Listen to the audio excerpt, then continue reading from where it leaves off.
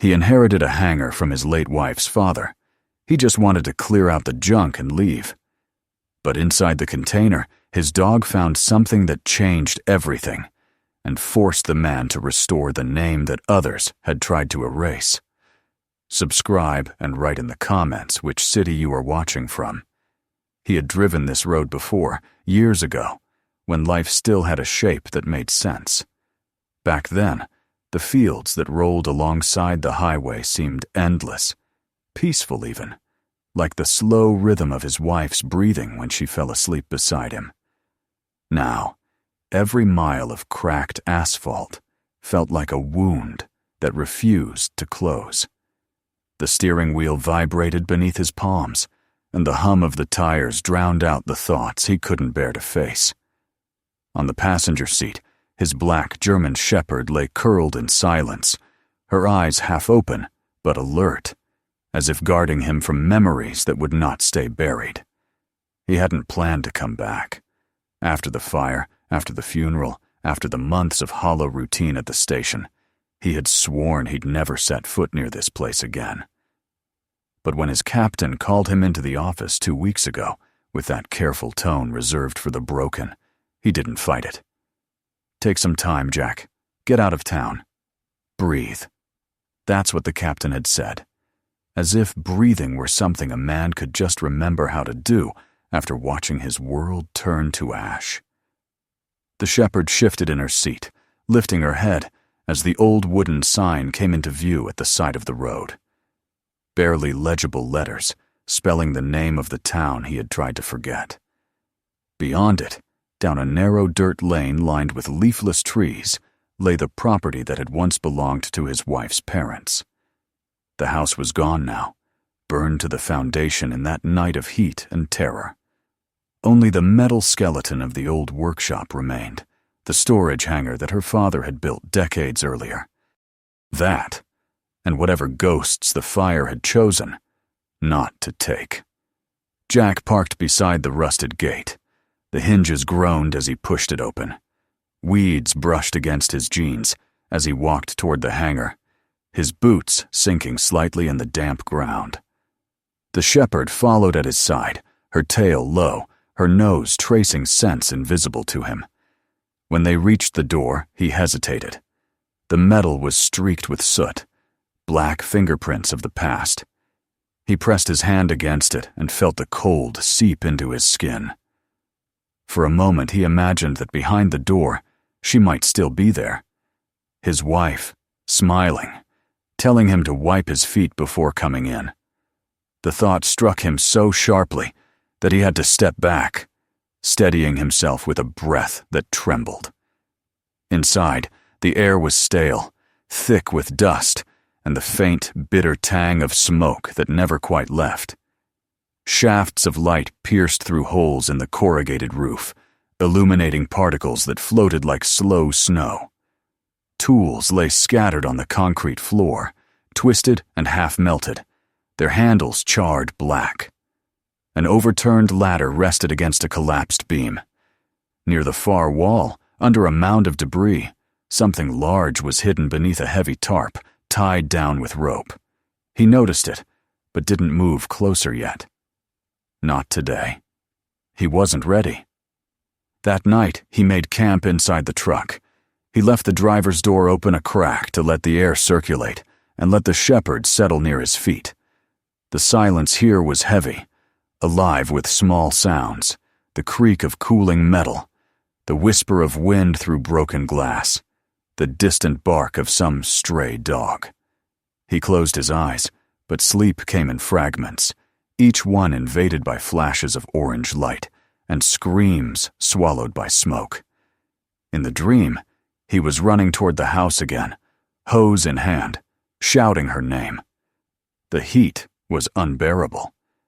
He could feel the weight of his gear, the strain in his lungs, and then nothing but the sound of collapsing wood. When he woke, his chest ached as if he'd been holding his breath for years. At dawn, he stepped outside. The fog was low, curling around the weeds that covered what had once been a garden. He found the old water pump still standing by the fence, its handle rusted stiff. The first pull gave nothing. The second brought a cough of muddy water. The shepherd lapped from his cupped hands, and for the first time since arriving, he felt a faint, fragile sense of purpose. He could clean this place up, at least. Put his hands to work again. Maybe in fixing what was left here, he could fix something inside himself, too. He began with the broken door of the hangar, hammering the bent frame back into place. Then he cleared the entrance, stacking burnt planks and metal scraps into neat piles outside. The rhythm of it steadied him, the sound of metal against metal, the scrape of wood on concrete. By midday, sweat had soaked through his shirt, and the dog had collapsed in a patch of sunlight, her tail flicking lazily every time he passed. When he finally reached the far corner, he stopped in front of the tarp-covered shape he'd noticed the day before. The tarp was stiff with soot and dust. He untied the first rope and coughed as a cloud of ash rose into the air. Beneath it, the surface gleamed faintly metal. Solid, rectangular. A storage container, sealed tight. The lid was dented but intact, its latches scorched but functional. With some effort, he pried them open. Inside, wrapped carefully in layers of cloth, stood a set of tall grandfather clocks, their wooden frame darkened by smoke, but surprisingly undamaged. He stared for a long moment, unsure what to think. Of all the things he expected to find, tools, spare parts, scrap metal, this was not one of them. He brushed a hand over the wood. It was smooth, crafted from mahogany, the surface marked by faint engravings near the base. The hands of the clock had stopped at 2:47. Behind the cracked glass, the pendulum hung motionless, its brass dulled with age. Why would his father-in-law have hidden something like this away in a container, tied up under a tarp, as though afraid someone might steal it? The question hung in his mind, like the dust in the air, suspended, waiting. He lifted the clock out carefully and placed it against the wall. The effort left him breathing hard. The thing must have weighed over 100 pounds. The shepherd watched him, ears perked, tail tapping the floor once, twice. "Yeah, I know," he muttered. "It's just a clock." But even as he said it, he felt something strange and unease. Not fear, exactly, but the kind of curiosity that comes when a small detail doesn't add up. As the light faded, he swept a space in the corner and set up a small workbench. He checked the clock again before turning off the lamp. The carvings at the base caught his attention, a pair of initials, worn but legible. C.H., his wife's father. Of course. He remembered seeing those same letters on an old set of drafting tools in the man's study years ago. The old engineer had always been private, protective of his work. Maybe the clock had been a personal project, something he built himself. Maybe that was all. That night, the shepherd wouldn't settle. She paced near the hangar door, ears twitching at sounds he couldn't hear.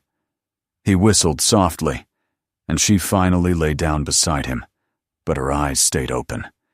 He rested his hand on her back and felt the steady rise and fall of her breath. "We'll clean it up tomorrow," he whispered, more to himself than to her. "We'll make it right." Sleep came slowly, heavy and uneven. He dreamed again, this time not of the fire, but of a quiet room filled with the steady ticking of a clock. In the dream, the sound grew louder, like a heartbeat. When he woke, the morning sun was spilling through the gaps in the roof, and for a moment he thought he heard it again. The faintest echo of ticking, though the clock against the wall stood perfectly still. He rose, stretched the stiffness from his shoulders, and walked to the door. The air outside was sharp and clean after last night's rain. The grass glistened, bending under droplets that caught the light. He could see the outline of the burned house in the distance, the foundation where his life had split apart. For a long time, he just stood there, watching the steam rise from the ground as the sun climbed higher. Then he turned back toward the hangar. There was work to do, and for the first time in months, he wanted to do it. The shepherd trotted after him, her paws clicking softly on the concrete. Together, they stepped back into the dimness of the hangar, where the clock waited, silent, unmoving, but somehow still alive, a witness to everything the fire had spared. He didn't yet know what secrets it held, or that what was hidden inside would change the course of his days. All he knew was that he was no longer running from the ashes. He was standing among them, and something, at last, had begun to shift. And as the wind swept through the cracks in the roof, the thin rope of the tarp fluttered once, striking the side of the clock with a dull tap, a sound almost like a pulse beginning again. The next morning came quietly, with the kind of stillness that made him forget, for a moment, how broken the world could be. A pale mist clung to the ground outside the hangar, softening the sharp edges of the scorched land. Jack stood at the doorway with a mug of coffee that had already gone cold in his hand. The German shepherd sat beside him, her black fur glistening faintly in the morning light. Together, they watched the slow drift of the fog, the silence between them more comforting than words. For the first time since he'd arrived, he didn't feel suffocated by the quiet. It felt necessary, like a pause between breaths. Inside, the clock waited against the wall, tall and solemn, its brass pendulum frozen in midair. Jack had seen hundreds of clocks before. Old, new, cheap, expensive. But this one had a presence. Maybe it was the craftsmanship, or maybe it was the way it had survived the fire, untouched by chaos. He couldn't explain it. What he did know was that he couldn't ignore it. Something about those engraved initials, CH, pulled at him like an unfinished sentence. He set the mug down and rolled up his sleeves. "All right, let's see what you're hiding," he murmured. The shepherd tilted her head, as if she too was curious. He fetched a few tools from the workbench, a screwdriver, a brush, and a small flashlight, and began to inspect the clock's back panel. Years of firefighting had taught him patience and precision. When you entered a burning building, one wrong move could mean death. When you dismantled a fragile antique, one careless slip could mean losing something irreplaceable. His hands moved slowly, deliberately, as he loosened each screw. The back panel creaked as it came away, revealing a dense maze of gears, rods, and delicate springs. The metal was dulled, but the craftsmanship was remarkable. Whoever had built it had known exactly what they were doing. Jack cleaned away the grime, tracing each piece with quiet reverence. The shepherd shifted behind him, her nails clicking lightly against the floor. Every so often she would huff, impatient, and he'd glance back at her with a faint smile. "I know. I'm taking my time." When he reached the center of the mechanism, something caught his attention. A few of the screws were newer, shinier than the rest. They had been replaced recently, by the look of it. His brow furrowed. He unscrewed them carefully and slid aside a small brass plate. Behind it, he found a hollow space, almost invisible unless you knew it was there. His fingers brushed against something smooth and cool wood, wrapped in fabric. Heart pounding faster now, he drew it out.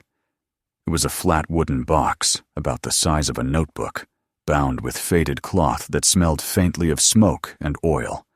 The fabric was tied with a thin cord, knotted tightly. For a long moment he simply held it, studying the surface. Then, with a deep breath, he untied the cord and lifted the lid. Inside, layered neatly, were sheets of yellowed paper. Some were covered in sketches and calculations, others in paragraphs written in the steady, meticulous handwriting he recognized from old letters. On the first page, near the corner, were the initials again. C.H., his wife's father. Jack's stomach tightened. He turned the next page, then another, the words and symbols blurring together As realization dawned, these weren't ordinary notes. They were technical diagrams, schematics for a device. He didn't understand all of it, but he recognized certain terms: temperature sensors, electrical triggers, delayed ignition alarms. It looked like a design for an early fire detection system, one more advanced than anything that had existed when the man was alive.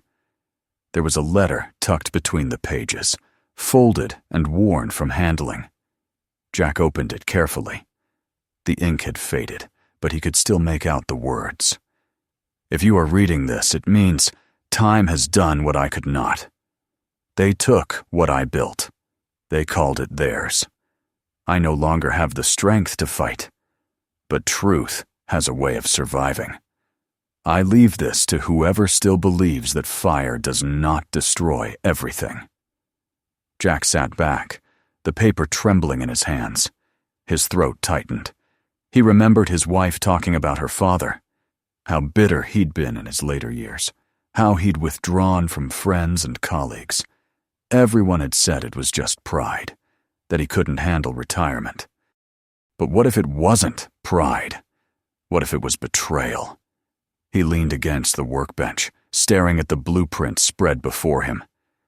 Somewhere out there, a company had built an empire on an invention that might have belonged to this man. His wife had never known, or maybe she had, and hadn't wanted to burden him with it. Either way, the injustice of it burned hotter than any flame he'd faced. All those years he'd spent fighting fires, while the one that had consumed his family had started with greed and silence. The shepherd stirred, breaking the spell. She padded over to him, nudging his arm with her muzzle. He dropped a hand to her head, feeling the warmth of her fur, the solidity of her presence. "Looks like we've got work to do," he said softly. For the next several days, Jack devoted himself to cleaning and restoring the clock by day and studying the documents by night. The shepherd kept him company, following him everywhere, her dark eyes watchful. He discovered more clues in the paper's dates, partial addresses, references to a patent that had been filed in partnership. He drove into the nearest town, spending hours at the public library's archives, scrolling through brittle microfilm until he found it. A patent dated 1 month after his father-in-law's death. The listed inventor was someone else entirely, a name Jack didn't recognize, but one that would soon become the focus of his anger. When he returned to the hangar that evening, dusk was falling, and a fine rain was pattering against the roof. He sat on an overturned crate, staring at the blueprint spread across the table. The lines were elegant, precise. There was beauty in them, and sadness too. His wife's father had been a man of science, but also of conviction. He had believed that knowledge should save lives, not enrich pockets. Jack could almost hear his voice in those pages, steady, restrained, yet quietly defiant. The shepherd's sudden bark startled him. She was near the far corner, pawing at a pile of debris he hadn't yet cleared. "What is it?" he asked, walking over. She dug faster, her claws scraping metal. When he moved a piece of charred wood aside, something glinted beneath the ashes, a small metal box, scorched but intact. He lifted it, brushing off soot. Inside were pieces of circuitry, melted wires, and a single intact component, a heat sensor, carefully labeled with the same initials, CH. It was proof, tangible and undeniable. That night, he couldn't sleep. He sat by the clock, the open blueprint spread across the table beside him. He traced the lines with his fingertips, following the path of an idea that had been buried for decades.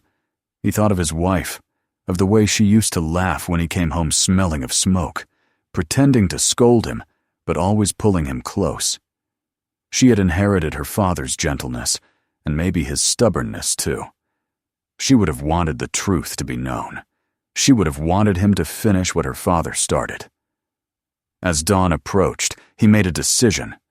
He would take the documents to the city, find the company listed on the patent, and demand answers.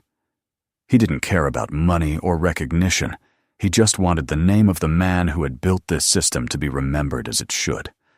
He owed that much to his wife, and perhaps to himself.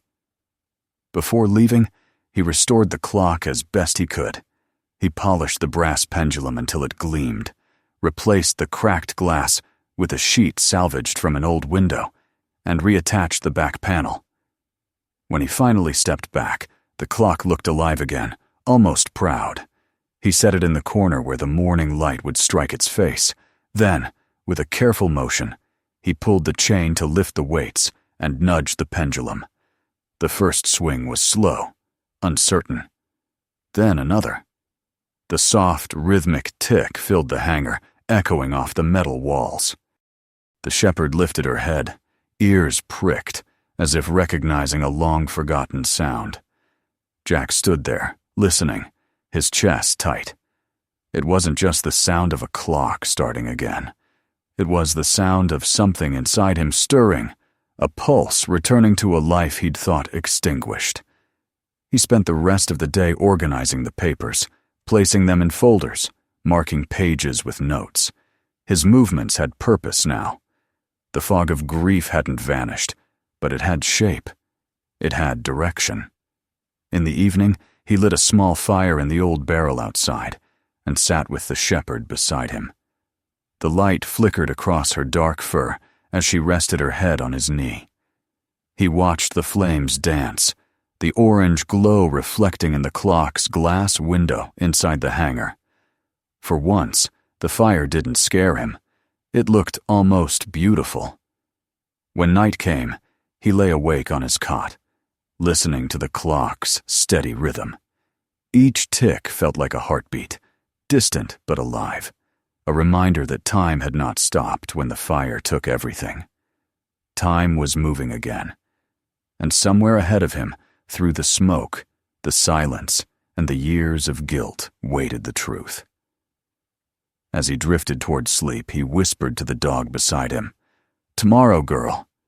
We'll go tomorrow." The shepherd's tail thumped once against the floor, as if in agreement. The rain outside had stopped, and through the broken roof, a single star shone faintly above the burned land. The clock kept ticking in the darkness, marking not just the hours, but the slow, deliberate return of a man who had finally remembered what it meant to keep going. The city felt different than it used to, sharper somehow, as if every corner hid a memory he didn't want to touch. Jack parked the truck in front of the tall glass building, whose name he had read 100 times in patent archives and trade journals. The shepherd stayed in the passenger seat, watching him through the windshield with calm, loyal eyes. "I'll be right back," he said softly, though he wasn't sure if he was trying to convince her or himself. The rain had stopped an hour ago, leaving the pavement slick and shining like oil. He took the folder from the seat beside him, the papers, the letters, the photographs, and stepped out into the chill air. Inside, the lobby gleamed with the kind of sterile perfection that money buys. Polished marble, recessed lighting, the faint hum of an air conditioner too clean to notice. He walked to the reception desk, feeling out of place in his faded jacket and work boots. The woman behind the counter gave him a practiced smile. "Can I help you, sir?" He nodded, his voice low but steady. "I'd like to speak to someone from corporate archives or legal affairs. It's about a patent from 1983, filed under the name Walter Crane." Her smile faltered for half a second before she asked for an appointment. He shook his head. "It's important. I won't take long." After a short wait that felt longer than it should have, a man in a dark suit appeared, his expression polite but cautious. "Mr. Harris, is it? I'm David Lowe, legal advisor for the company. I understand you have some information you'd like to share." Jack followed him through a maze of hallways lined with photographs of buildings, awards, and smiling executives shaking hands. They stopped in a small conference room. The walls were glass, the table metal and spotless. Jack placed the folder on the surface. "You might want to see this," he said, his voice even. He opened the folder carefully, laying out the old blueprints, the handwritten notes, the photographs of the prototype pieces the shepherd had helped him uncover. David studied the documents, leaning closer, his brows knitting together as he realized what he was looking at. "These are the original schematics," Jack said. "The system your company built its first contracts on, the automatic temperature-triggered fire alert. The patent was filed 1 month after my father-in-law's death. His initials are on every page." He pointed to the bottom of the design, where the neat signature CH curved across the paper like a quiet echo from the past. "You've been using his work for decades without credit." The lawyer took a long breath, flipping through the paper slowly. "This is significant," he admitted. "I can't make any immediate statements, but if this is authentic, it raises serious questions." Jack leaned back in his chair. "It's authentic. I'm not here to sue anyone. I'm not after money. I just want his name restored. He deserves to be remembered for what he built." For a moment, neither man spoke. Outside the glass wall, office workers passed by with coffee cups and phones, unaware that in this quiet corner, an old injustice was stirring to life. Lowe nodded, his tone softening. "You'll have to leave these with me. We'll verify everything, of course. It might take some time." Jack hesitated, then slid the folder toward him. "Take the copies," he said. "The originals stay with me." Lowe smiled faintly. "Understood." He promised to contact him within a few weeks. When Jack left the building, the light had changed. The gray morning had turned gold, and the air felt lighter somehow, as if the city itself had exhaled. The shepherd barked once as he approached, tail wagging gently. "It's done," he said, opening the door. Or at least started. As he drove away, he didn't look back at the skyscraper that had loomed behind him. He didn't need to. He had done what he came for. The rest wasn't in his hands anymore. Back at the hangar, the afternoon light slanted through the roof, catching the dust in a slow dance. The clock stood in its corner, patient, silent, as though it had been waiting for him to return. He set his keys down, crouched beside the shepherd, and rubbed behind her ears. "We did it," he said quietly. She leaned her head against his leg and sighed, the kind of sound that carried both relief and understanding. He looked at the clock and felt a tug of emotion he hadn't expected.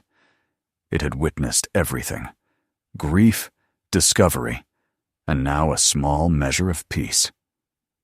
He spent the next few days repairing parts of the hangar that time and weather had eaten away.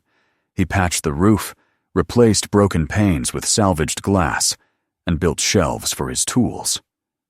Slowly, the place began to resemble something livable, something human again. He cleaned a small space near the door and set up a table where he could tinker with old things: watches, radios, typewriters. People from the nearby town started to appear. At first they came out of curiosity, then with small favors to ask. "Can you fix this lamp? Can you look at my father's clock?" They offered little money, but he never asked for much. The work gave him purpose, and that was payment enough. Sometimes at night he would sit by the clock, listening to the steady rhythm of its pendulum. The sound filled the room like a heartbeat, steady and calm. He'd think about his wife, her laughter, her patience, her way of softening every hard edge in his life. The ache of her loss was still there, but it had changed shape. It was no longer a wound, but a scar, something that reminded him of survival rather than pain. One evening, while he was oiling the gears of an old pocket watch, his phone buzzed. It was a message from David Lowe. "We've verified the documents. You were right. The patent was taken without acknowledgement. The company board has agreed to amend the record and issue a formal statement recognizing Charles Hayes as the original inventor." Jack stared at the screen for a long time, then put the phone down. The words blurred slightly as his eyes filled. He let out a slow breath he hadn't realized he was holding. The shepherd lifted her head from where she'd been sleeping, tail thumping once against the floor. "It's over," he whispered. "He's got his name back." The following week, a small article appeared in a regional newspaper. It told the story of a forgotten engineer whose invention had changed safety systems across the country, and of the retired firefighter who had found the proof hidden inside a burned clock. They had called him for an interview, but he'd declined. "Let the story be about him," he'd said. "Not me." That evening, he bought 2 copies of the paper one for himself, one for the clock. He placed the folded article inside the clock's back panel, next to the hollow where the wooden box had once been. "Now it's complete," he said quietly. Life settled into a new rhythm after that. The hangar became his workshop and home. The shepherd grew older, slower, her muzzle turning gray, but her loyalty never wavered. On cold nights, she slept near the clock, as if guarding it. Jack found comfort in the small routines, brewing coffee at dawn, feeding her, walking along the old dirt road as the mist lifted from the fields. Sometimes he would glance toward the spot where the old house had stood and feel a strange mixture of sorrow and gratitude. The land no longer looked cursed. It looked reclaimed. Years passed with the quiet persistence of wind-shaping stone. His hands, once calloused from fire hoses and axes, grew gentler, trained to mend rather than to fight. The townspeople began to call him the man who fixes time. It made him smile, though he never corrected them. Perhaps that was what he was doing, putting pieces back where they belonged, not just in clocks or radios, but in life itself. One autumn morning, a young journalist from a nearby city drove out to find him. She said she wanted to write about people who lived quietly but had changed things. He hesitated, but finally agreed to talk. They sat by the clock as he told her the story, not about heroism or tragedy, but about loss, discovery, and the value of remembering. When she asked him why he had done it all, if not for money or fame, he paused for a long time. Then he said, "Because some things have worth that can't be measured. My wife's father built something to save lives, and they tried to erase him. I just made sure the world remembered his name. That's enough." After she left, the hangar felt especially still. He walked over to the clock, running his hand along the smooth wood. The pendulum swung in its slow, eternal rhythm. On the wall above it hung a photograph of his wife as a girl, standing beside her father, grinning proudly. Beneath it, the caption from the newspaper article framed in a simple wooden border. "The truth, like time, cannot be buried forever."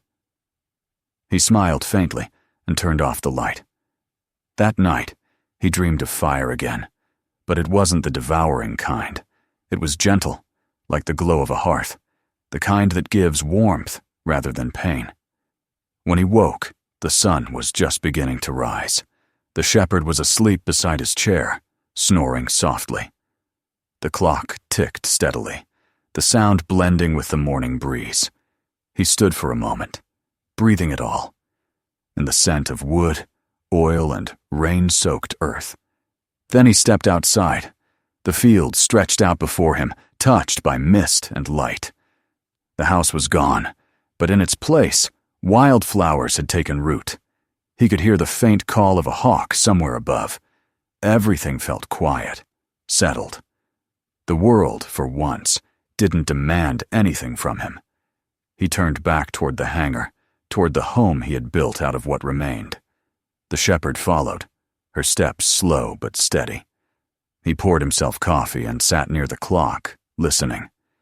Each tick seemed to speak to him in its own language, a reminder that value doesn't live in wealth or recognition, but in truth, in persistence, in the small acts that outlast grief. He reached out, touched the wood, and smiled. Outside, the wind picked up, rustling through the weeds that had grown where ashes once lay. Somewhere in the distance, a bell rang from the town, its chime mingling with the sound of the clock's pendulum. Jack leaned back, feeling the warmth of the morning sun on his face. Time, at last, was on his side. If you enjoyed this story, make sure to subscribe for more real stories like this one. Watch the next video, and don't forget to share this one with your friends.